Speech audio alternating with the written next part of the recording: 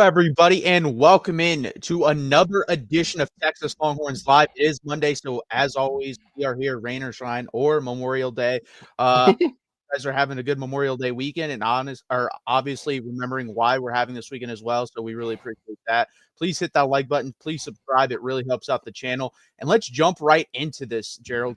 Texas is in the top 4 of 2 guys in the trench. It seems like every time I see a Hayes Fawcett thing, Texas is involved, whether it's a top 4, top 7, top 10, whatever it may be, Texas seems to be involved. So let's jump in. Grayson McKeo from Pennsylvania, which is, I mean, again, guys, hitting a different state on the map. This isn't a state Texas, honestly, is really deep in the trenches with and getting guys from. So it's kind of cool that we made a final 3 here, and we actually kicked Ohio State out of this. Like, Ohio State seemed to be in the final 3 here, and he put Texas there instead. So that's really cool. So it's Texas, Notre Dame, and Penn State. And he's our last visit. And you talk about that, Gerald, that being super important. So I'll let you hit on him first. Yeah, I mean, he's a guy who, when you look at his measurables, the way that it kind of computed into my mind, because he's a little bit lower on the 247 rankings and the on 3 ratings overview. He looks like the opposite end of the Cam Williams spectrum, right? Cam Williams, his stock was a little down because they were worried about him getting his weight down to a kind of the right level. Where I wonder if kind of Grace McKeo's, however you say his last name, his stock is a little bit lower because, playing at 6'7", but 275 is a little light for a tackle. So I'm a big fan of his game and his ability. But ultimately, I wonder if he's going to be able to get up to that 300 pounds that Texas needs to have him at. Again, this is one of those things we've talked about. It's going to be a big offensive line class. So Texas has a guy like him who's probably somebody who maybe has a little bit longer of a development curve, but ultimately his ability, you can't teach 6'7", right? That's something that you can't teach regardless of what they are. So I'm excited to have him. And again, Texas getting that last visit, cannot be mad about it. No, I agree. When I saw his frame, so guys, I saw this first time, Hayes Fawcett, like I said, on Twitter. I look at him and I think this looks like a tight end body type wise. That's what I thought he was, just looking at the picture. Then you get into the background and understand this guy's 6'7", 285 pounds. So he kind of does have like a tight end body frame. He's definitely going to have to put on more weight. Probably 330, 340 is what you'd like him to be at if he's going to play tackle. And Notre Dame, actually, I read an article, pitched him as like Joe Alt. And if anyone knows anything about Joe Alt came on the campus of, hey, this dude's a tight end. He actually, I believe, got recruited as a tight end. And they basically said, well, you might be a tight end, but you might be an offensive lineman as well. So I could honestly see that. Like, if he loses 15 pounds, he's like a red zone big tight end. So yeah, I don't know how Texas is looking at him. I think it says a lot. They sent Kyle Flood up to Pennsylvania to visit this kid. If they're going to use that time and resources to visit them, they see him as a definite player at the University of Texas, whatever that may be. And that's ground that Kyle Flood is familiar with. If you know anything about Kyle Flood's past, right? His past as a head coach at Rutgers, right? So that's an area that he's familiar with. People know him. He's comfortable there. And so that's a fertile recruiting ground. Obviously, Kyle Flood, the name speaks for itself in the offensive line world. But he's a guy who, again, Texas has an opportunity to really have an elite class. This is going to feel, I think, hopefully, and fans are hoping at the end of this cycle, it's going to look like that first big offensive line class that Texas brought in. I imagine the vibes right now are pretty similar, and that's what Texas is hoping to build. And you see these 2 pieces we're talking about here as a big piece of that. Yeah, for sure. And I agree with you. I think this guy is more obviously Max Wright, but I think he's got more tools than a Max Wright, honestly. They're very similar, though. And I'd love to have him, but I'm going to be honest with you. It's going to be hard to pull him out of the back, the backyard of Penn State. Right now, I think Penn State leads. I think Notre Dame's probably second. I think we're third because we also got in late here, guys. We offered him a week ago. We offered him. So that's crazy, too, that you're able to get a visit just based off a week. So that's a really good sign if we are able to land him. And like you said, Gerald, last visit does matter, seems to matter, especially in high school recruiting. So, you never know here. I would love to get him, obviously, but this is, again, a Max Wright type of guy. He'll sit on the bench for 2 years, and then he'll play. I don't expect him to come in and play right away, but you need those guys. And you'd like to have 2 to 3 of those guys. Where do you have 1 in the boat? If you can land 2 more, I feel really confident about this class. Yep. Yeah, you add them to the elite guys that Texas is, and those 5-star guys that can come in and play within a year or so, and then you have guys like this that are going to sit and kind of develop into their grown man bodies, and it's the right way to build the class. It's the right way to build a room, and Texas has done it really well already. Yeah, so next up, we have another offensive lineman, Malachi Lee from Hawaii, 139th in the country, according to the 247 composite, 10 offensive tackle and number 2 player in Hawaii. I think it's pretty crazy to see here that Texas made the top 4 along with Michigan and a couple others. And Michigan, I believe, does lead here. But USC is someone that usually, is able to get someone out of Hawaii. And they didn't even make the top 4 for this guy. So that's crazy to me. And Texas has been on this guy for a very long time, since 2022. We're talking 3 years since they offered this guy. So a very long time. What do you think about him, Gerald? Yeah, Texas has been on the upswing for the Polynesian players, right? Like the ability to get in with those guys. Jake Longi on the staff for a long time and kind of helped Texas build inroads with a lot of these Polynesian players you see now. We talk about Leon Galefau as a guy who for Texas is going to be a big player next year. And so like a guy like this coming in, I was laughing at his visit schedule and it took me a minute to figure out like why he's only taking like 1 visit a month. And then it clicked like, oh, he's got to fly from freaking Hawaii to come visit.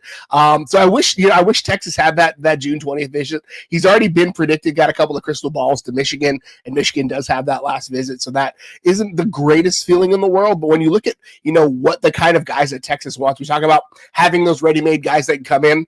Offensive tackle at 6'6", 320 is exactly the kind of guy that you could slot in on day one if you need to. He's got that kind of frame. He's got that kind of skill set. He's got really good feet.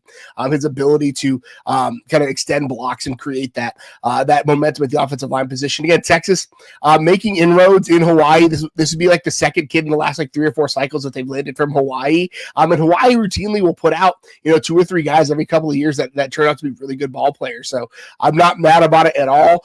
Again, I think it's probably Michigan leads the pack right now, but ultimately Texas's ability to even get in the conversation with these kids is a big, big win. No, 100%. And Johnny Nansen obviously has helped with that as well. He's done a really good job recruiting the West Coast, and that includes Hawaii. I think Sark, obviously having a little bit of inroads in California and then out on the West Coast helps that as well. And I agree. This guy's more of a ready-made player. I still don't think he's obviously not a Felix Ojo or John Turntine come in play, I think, right away, but I could see him sit for a year and then play. I think he's that type of player. And he's starting to learn to be more aggressive. That's the thing, too. If you look on his tape, he's much more of a finesse type player right now, in my opinion. I don't see him like really murdering people out there on the football field yet. But Kyle Flood, I think, you can get him there. And the cool thing about these 2 guys that we're talking about as well, I love a basketball background with offensive linemen because it helps with your footwork and stuff like that. Cam Williams had that. So having these 2 guys having a basketball background, I think really helps. And like you said, I think Michigan leads here. It's hard to recruit against a team like Michigan because they're really good in the trenches. They're one of those 4 to 5 schools that consistently turn out offensive linemen or turn them out. So Texas is, fighting a little bit of an uphill battle here, but it does help too. Texas was super early on this guy. We're talking 3 years now that he was offered, where it's the total opposite of Grayson McHugh from Pennsylvania. That we were on this guy super, super early, basically as soon as he stepped foot in high school. So I do think that helps out a little bit. Absolutely. And, Texas has done a really good job of fostering the relationship, of building that. And ultimately, if it doesn't work out, even with this kind of guy, and I'll just go ahead and say it, like, sometimes you're looking at to be a guy's second first love or second love in the era of the transfer portal. So being able to say like, hey, if things don't work out at Michigan, there's probably a spot for you at Texas. There's ultimately another opportunity there as well. So I'm a big fan of his game. Again, Texas is going to have a really good offensive line class. I don't know who's going to make up the final probably 5 guys of that group, but regardless, Texas is going to have a big group, and I'd love to have Malachi Lee in that number. 100%. I'd love to have him as well. That does it for the 2 guys in the trenches. We really appreciate you guys being here, and recruiting is going to keep coming down the pipeline like crazy. You're probably going to get a lot of commitments in June, July, and August as the season comes up. So please stick around, guys. Hit that like button, subscribe. We'll come in with any breaking news of any commitments that do commit to the University of Texas. We've had 3 in the last month, and I expect that to probably double and triple in the next couple months. Next up, a little bit of a controversy. I think it's more of a controversy because there's really not much to talk about, but we're going to talk about it. Ohio State and Texas game time controversy. So Ohio State, I guess Big Ten, Fox announced the kickoff. They didn't announce the time like a week or 2 weeks ago. Obviously, we knew it was the first week of the season, and as announced, as expected, Fox was going to take it, and that usually means big noon kickoff. Now, the kicker is here. We don't know the time yet. Is it going to be big noon kickoff? 90% sure it is. And we've heard reports Ohio State has tried to move this game to Sunday. You see Ohio State fans complaining, like, why doesn't Texas move it? So, Gerald, I want to know your opinion. Do you think Texas should be willing to move the game to Sunday? Why or why not? No, it is. You ask any coach, any competitor, like, do I want to give my opponent a competitive advantage? And the answer is no. Like, and say whatever you want about me. Like, there are two kinds of people in this world: the kind of people that are nice and the kind of people that like to win. And I like to win. Like, I'm not in the business of getting people, especially like a competitive advantage. Like, whatever, it is what it is. You are part of the Big Ten. The Big Ten signed the deal with Fox for the Big Noon Saturday. Like, they've got legislators that are trying to like legislate this thing being illegal. Like, that is some baby Charmin soft stuff that's on the heels of the flag planting should be a felony thing. Like, get out of your feelings and win some football games, right? Like, but ultimately, like, giving them the advantage of moving it a day, moving it at night. Plus, that would give Texas a short week going into week 2. Sark has often and always prioritized player health and safety. And so putting kids have an extra day, one fewer day in that cycle to get them ready, even if it is one of the lower tier schools on Texas's schedule, the simple fact of the matter is that you cannot put your kids on a short schedule, period, end of sentence. They're going to play. Texas plans on playing a crap ton of football this year, and one extra week of wear and tear on a short week is not good for the health and safety of players. It's not something that you hear NFL players talk about all the time, how much they hate the Thursday night game after a Sunday, right? It's awful on their bodies. It's awful for recovery time. It messes up your whole routine. And so when push comes to shove, that's the bigger reason in my mind. Like, yes, like, moving it to Sunday night, one, like, it's college football meant to be played on a Saturday, not anything that should be done. Again, it's a Saturday game. Big Noon Saturday is part of the money deal that you all made to be one of the highest paid conferences in the country, right, for these TV rights. It is what it is. Like, you made the bed, you got to lie in it. And ultimately, like, for Texas, there is zero advantage for moving this game to a Sunday night. There's zero advantage for Texas. And again, there are two people in the world when it comes to college football: those that like to win and those that want to do favors to their opponents. And I'm in the first category. Yeah, I'm not for moving it a day. When I see, that's the thing too. People knew this would fire up Ohio State fans and college football fans in general that were neutral on this situation by putting out Texas refused to move the game because they thought, okay, moving the time. And I kind of agree. Like, if they said, hey, we can play at 8, are you down with that? Yeah, I'd have been fine with that. But they said, no, we're going to play at 8 o'clock another day. So you're costing you 36 hours on this. And it's not even just the players, like fans too. Fans have planned this out. Fans have said, hey, I got a year in advance. Exactly. I have a hotel room this day, and then you're going to have them cancel it or extend it now. So you're making them paying double on their travel bookings. I totally disagree with that. And then, like you said, I think people think, okay, we have a cupcake the next week. Okay, I agree with that. But the thing is, you're coming off a super physical game of week 1. So then you have to go play on a short week in week 2. And we've seen players get hurt on cupcakes. That really doesn't matter. It's more of, we're coming off a super physical game week 1. That's their first football. They're really going to be hitting other people. And then you're going to ask them to turn around and play 5.5 days later. I disagree with that. That's why I'm totally against it. And the recovery time following that game is shortened because of the short week, right? It throws everything into upheaval. And if there's one thing, if you know anything about athletes, it is all about routine. It is all about rhythm. And upsetting that routine and upsetting that rhythm does nothing but cause problems. So ultimately, like, and I love that you mentioned the fans, right? Texas fans have been planning this for a year, right? At least a year, right? As soon as this went on the schedule, people, as soon as they could, were booking tickets and booking hotels, right? Like, there is so much tied up in this for Texas fans that are able to travel and able to go. Again, there are 1,001 reasons that it completely does not make sense for Texas to move this game, right? There's the short week coming out. There's the competitive advantage. There's all of the things, right? But ultimately, like, there are, for Texas, it doesn't make sense. Sark talks about his routines. He talks about taking care of players' health. There's part of the reason why they sold fans on changing the routine for the spring game was taking care of players' bodies, right? It is a long football season, and putting yourself on a truncated recovery time coming out of what's going to be a hard physical game on that first week. Like, there's no way that Texas would be down for that, right? These players need the time to recover. They need that buffer zone.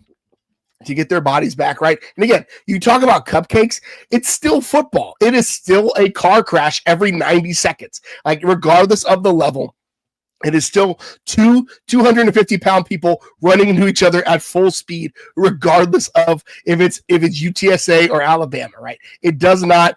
There's a competition level difference, but it's still two big freaking humans running into each other with essentially like memory foam between them, right? Like, you need the recovery time.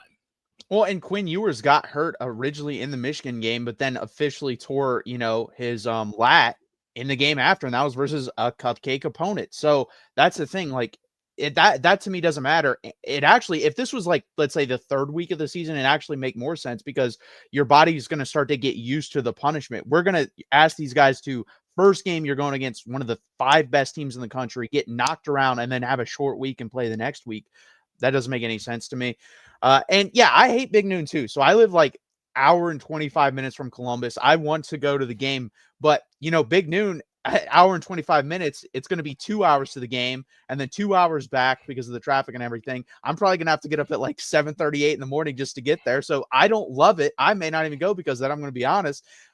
It sucks. I agree with you, but you also signed the deal. Like you said, Gerald, this was the highest media rights deal in the history of college athletics, period. That's what it was, because they signed it after the SEC, so they made more money. It will flip flop now whoever comes up first, but you can't just, sign that and then also get to determine when your games are, because guess what? You signed those rights away as soon as you took that money. So I don't feel bad for you. And I get it, like 11 a.m. kickoff and 10 noon kickoffs, depending whatever time zone, they suck. Like, there's no choice. As a fan, like, I do not love I'm a 2:30 kickoff guy myself. That's the perfect time. I'm not the one that loves the early kickoffs, but it's part of the media deal. It's part of the game. It's part of the deal. Like, it is the bed that you have made. It's the part of the deal. Like, you're going to have to lie with it. And guess what? It's probably going to be the same thing when the comeback game happens too, unless Fox is able to grab it. Then we'll get them, or I guess unless ESPN grabs it for a primetime spot. But ultimately, like, it is a non-starter. And the framing around the conversation was Texas refuses to play later. It's like, no, Texas doesn't refuse to play later. Texas is not playing on a different day, right? That is the thing. I guarantee you, if it was a difference between 11 a.m. and 7 p.m., I would feel much different about it. But moving the game from a Saturday to a Sunday for like I said, a dozen reasons is a non-starter for me. Yeah, I completely agree. Jackson says, personally, I don't care what time network Ohio State has played, and I just want, or Texas Ohio State has played, just watch the game no matter what, even if it means I have to watch Alabama on my laptop and the Texas game on TV. I think most college football fans feel that way, like they're going to watch the best game. And for example, if you did move that game later in the day, you would have to compete versus Clemson LSU, which that's a really good game. And then if you move to the next day, I think honestly this game probably gets more viewership because of the teams. Notre Dame and Miami play that night on Sunday. So honestly, if you move it Saturday, you could probably get away with a 3:30, even 7:30, because I think that's a bigger game than Clemson and LSU. I honestly, with the Notre Dame fan base and Miami fan base, I don't know if it's going to draw, if it would draw the same.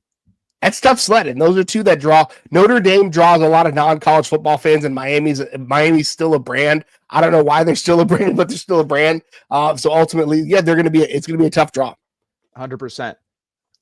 So that does it for that segment. We really appreciate you guys being here. Please hit that like button. Please subscribe down below. Also, guys, there is an Amazon link in the description. It costs you no money to use. We really appreciate when you use it. And here is Mark Rogers talking about it. You can make a difference here at the Voice of College Football. Use the Amazon link.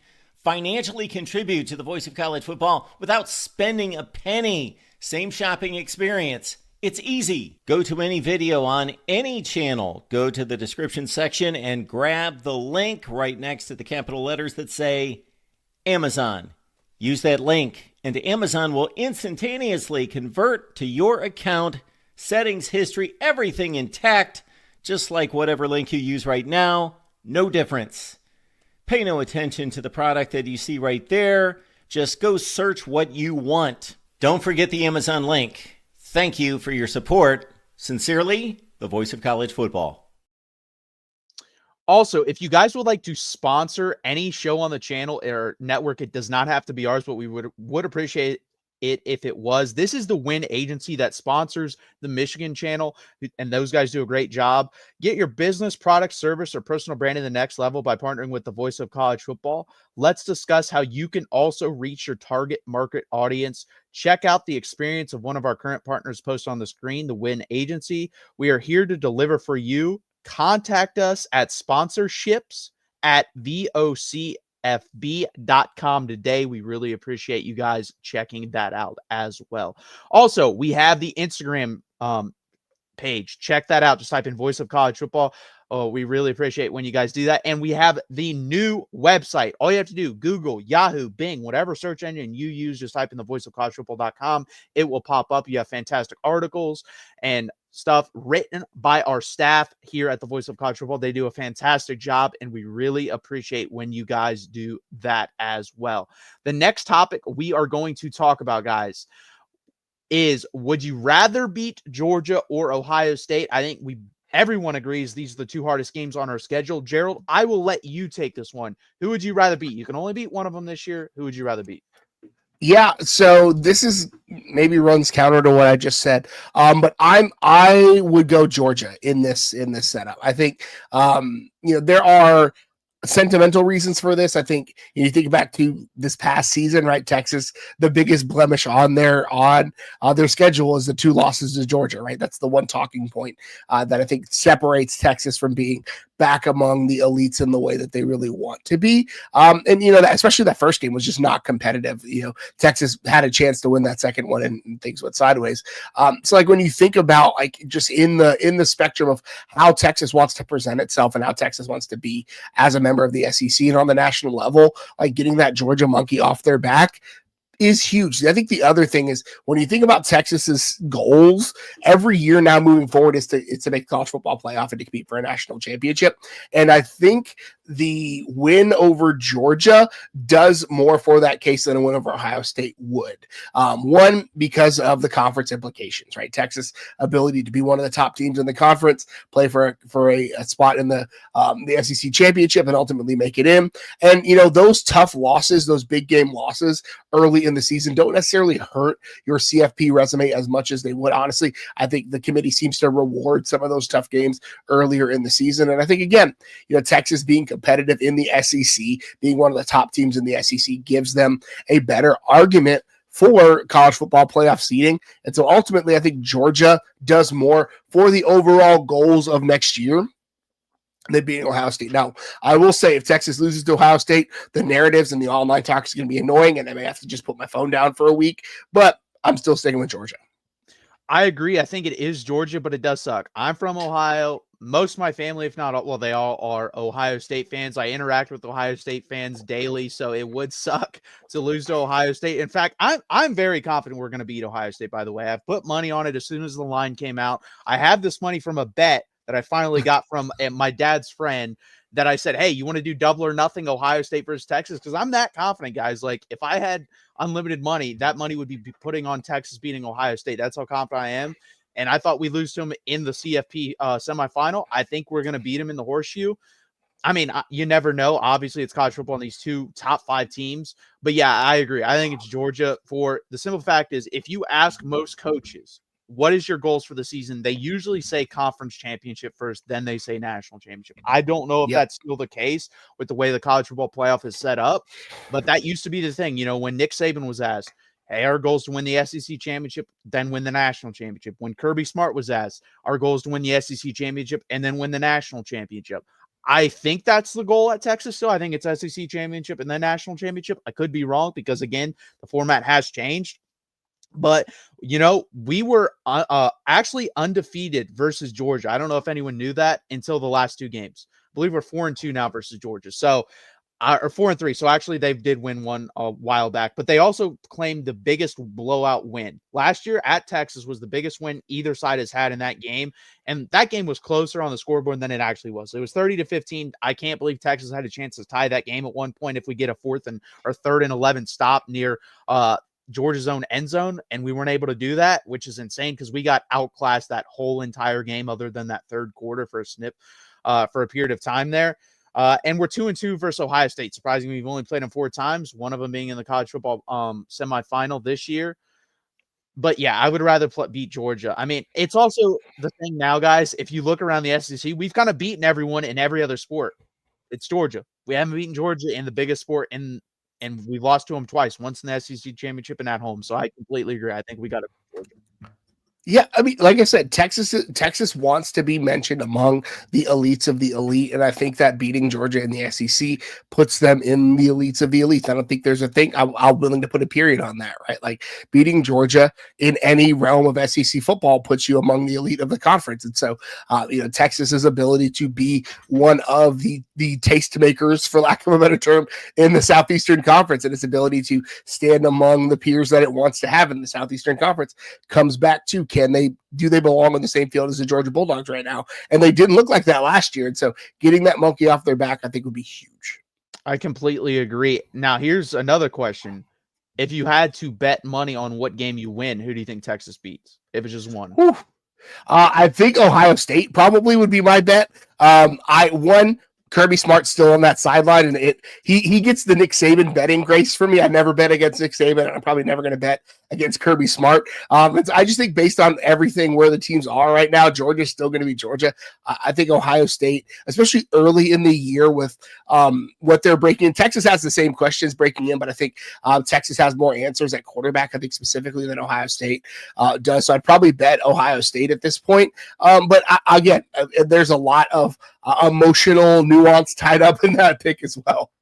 No, that's true. And I agree. I think Texas has the quarterback a little bit more figured out. I think we have the coaching staff more figured out because they lost a lot off that coaching staff. Yeah. Defensive coordinator, offensive line coach, and offensive coordinator. That is a lot to lose in one offseason.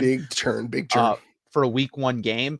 And then also defense. I think we have more defense than them because they lost all their defense coming back. So I still think they're going to be very good defensively for sure. Yeah. Top 20 defense in the country, but they're not going to be, they were the best defense in the country last year. I think they were number one. I think Texas was number two in my opinion. So I just think Texas has more figured out for a week one game. I completely agree. If that's a week 5 or 6 game, I think it's definitely a lot harder going into Columbus. Week 1 makes it a little bit easier. And going into Athens, that place is going to be insane. A night game at Athens might be one of the 3 to 4 best environments in college football. I still remember that light show they had versus Notre Dame. That was some of the craziest stuff I've seen from a college football stadium. And they're excited, guys. Like, go check out ticket prices. Ticket prices for that game are higher than any ticket prices Texas has on the schedule to get in that game in Athens. So I agree. I think Ohio State, if I'm going to bet, and I already have, I think Texas will beat Ohio State more than they'll beat Georgia. Yeah. It's going to be fun either way. I hope Texas beats them both.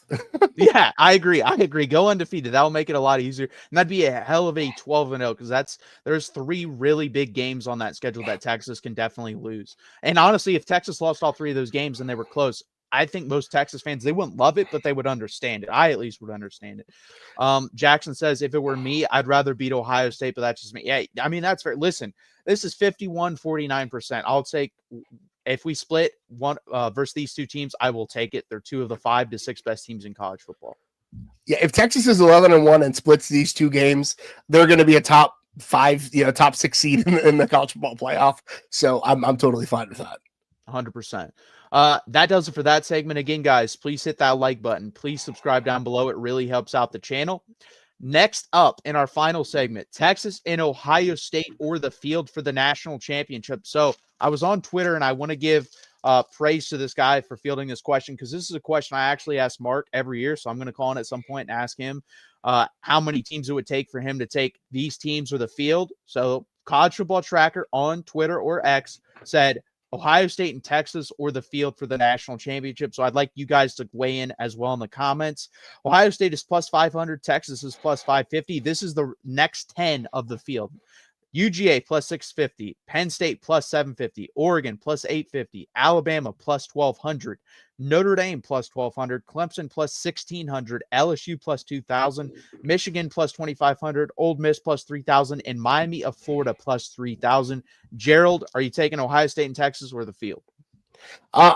This was really hard. I spent a lot of time flip-flopping about this. The one that gives you the most pause is probably Penn State. I think of it all. I think Penn State might be if this wasn't a Texas podcast, right? I would say that probably Penn State probably is a favorite to win the national championship. There are a lot of folks that feel that way, but ultimately, like I'm going Texas and Ohio State. I think there is a lot that can be said. I think the first thing in this kind of pairs with a little bit what we just talked about, like Ohio State's losing a lot, but when you ask who is the best defensive player in the country, they might be in Columbus. Who's the best offensive player in the country? They might just be in Columbus, right? When you talk about Jeremiah Smith at wide receiver, as a freaking true sophomore, which is nuts. So like we talk about like high-end skill players, right? Those two guys are second to none in the country. They're a super talented team. When you look at like blue chip ratio, they're a top 5 team. When you look at total talent composite numbers, I think they're upwards of a 93, almost a 93 and a half,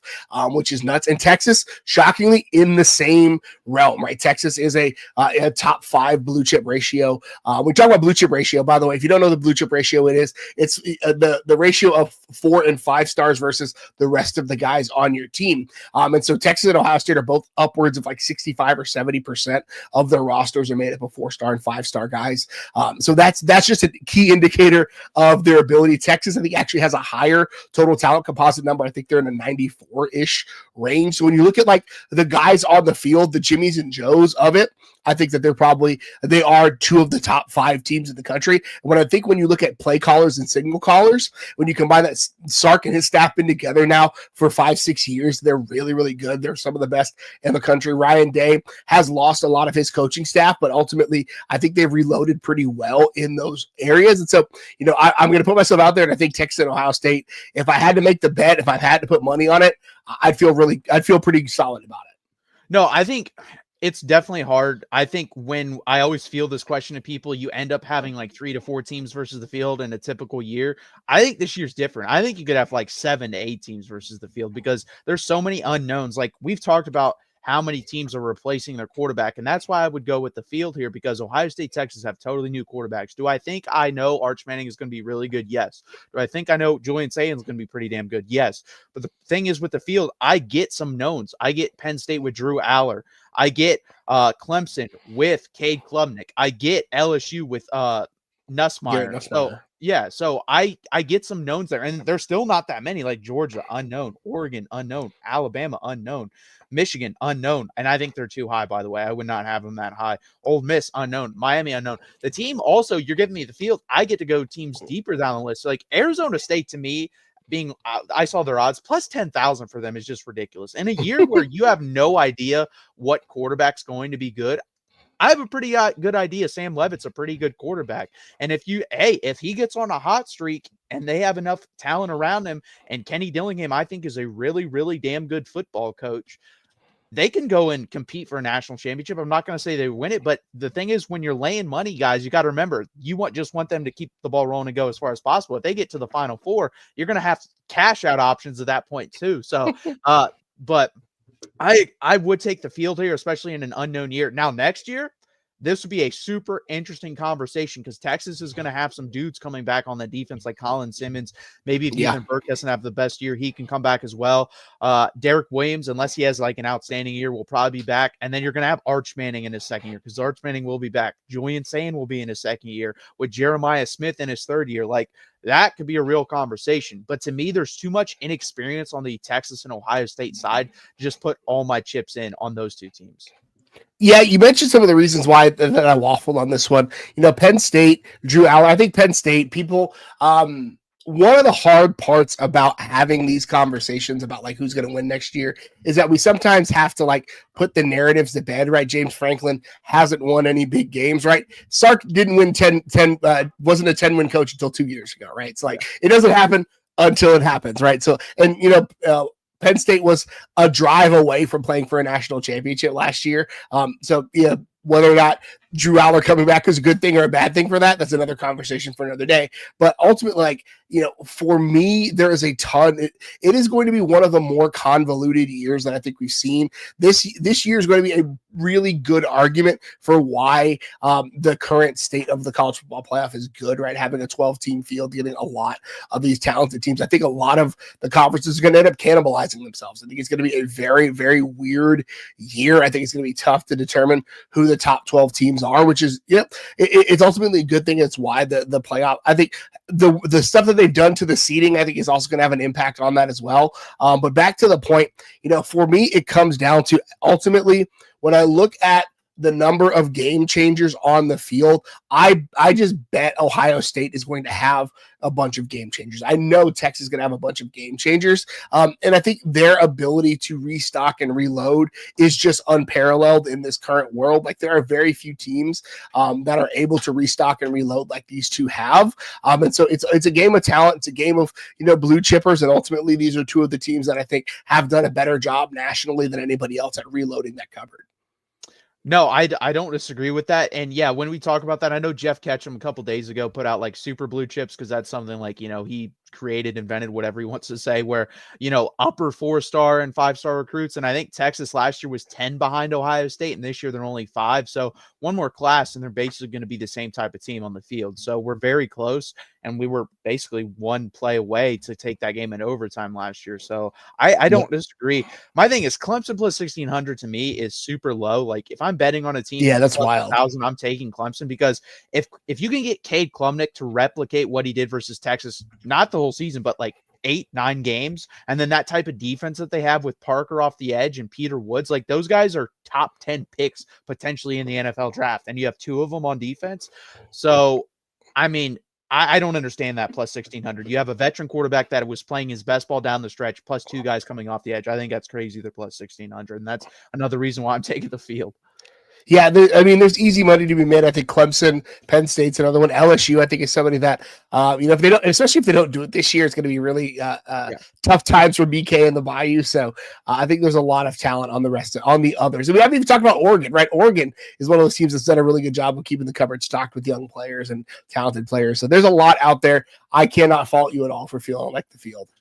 Yeah, Oregon, I'm not that high on, in Alabama. I'm not that high on either. Notre Dame. That's why I'm trying to understand why. To me, Clemson should be above them. I could see UGA, Penn State, and I think it should go Clemson. But I mean, Vegas knows what they're doing, so I guess I'll trust them on that. But I guarantee by halfway through the season, Clemson's odds are going to be probably half of that. Especially if they win that first game versus LSU. It's going to skyrocket. Yeah, and again, I think Cade Klubnik could be a Heisman finalist, and anytime you have a Heisman finalist, you're in contention for a national championship. 100%. And that's what I think it's going to come down to, which quarterback ends up as a top 5 pick in the NFL draft. I think whoever that guy is, that's probably the team that won or got in the national championship. That's the type of year we're looking at. Yep. Again, guys, please hit that like button. Please subscribe down below. It really helps us grow. We are here every Monday night. National holiday, doesn't matter. We're here. Please hit that like button and subscribe, like I said, every Monday at 8 p.m. Eastern time. And guys, check us out on Twitter. That is my Twitter right there, or X, whatever you want to call it. Here is Gerald's as well. His Twitter, his X, his Blue Sky, as well as his Longhorn Pod, which you can check out on Spotify, Apple, Amazon, iHeartRadio. You can check it out, as well as the Voice of College Football. Just type it in there. Look up USC, Iowa, Texas, Michigan. It is all there on all those platforms, and we really appreciate you guys being here. This has been the 54th edition of Texas Longhorns Live, and as always, hook 'em. Hook 'em.